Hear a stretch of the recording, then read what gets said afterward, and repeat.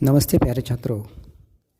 आज का विषय है हमारा गद्य आकलन, लेखन विभाग, प्रश्न निर्मिति। कृति पत्रिका में इस प्रश्न के लिए आपको 4 अंक होते हैं।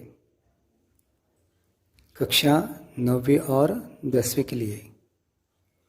छात्रों, हम सब जानते हैं प्रश्न तैयार करना एक कला होती है। कुछ बातों को हमें ध्यान में रखना है। जैसे गद्य आकलन के लिए लगभग 100 से 120 शब्दों का एक अपठित परिच्छेद दिया जाता है। इस परिच्छेद को ध्यानपूर्वक पढ़कर उस पर आधारित 4 प्रश्न तैयार करने हैं। प्रश्न ऐसे होने चाहिए जैसे उत्तर एक वाक्य में हो, ऐसे ही प्रश्न बनाएं। प्रश्न संक्षिप्त और स्पष्ट होने चाहिए। प्रश्नों के उत्तर दिए गए गद्यांश में न हो। प्रश्नों के उत्तर दिए गए गद्यांश में हो।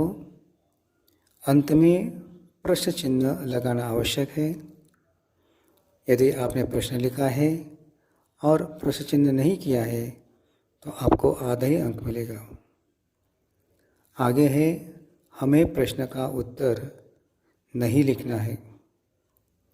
शीर्षक दीजिए, सीख लिखिए, संदेश लिखिए।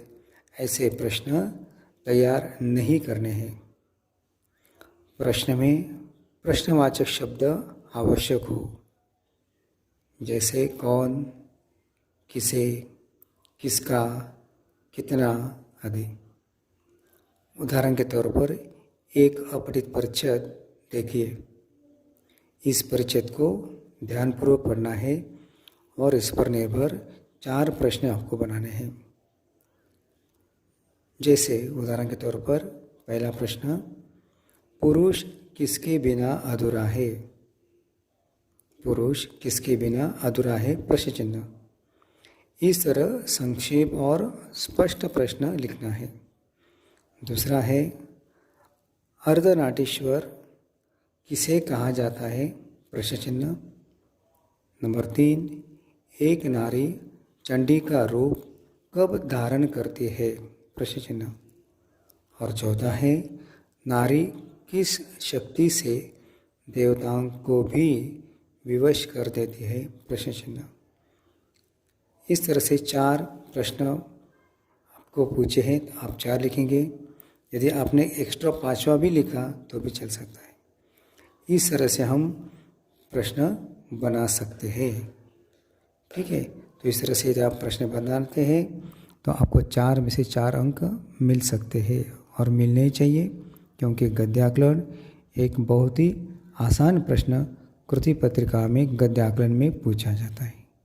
Thank you.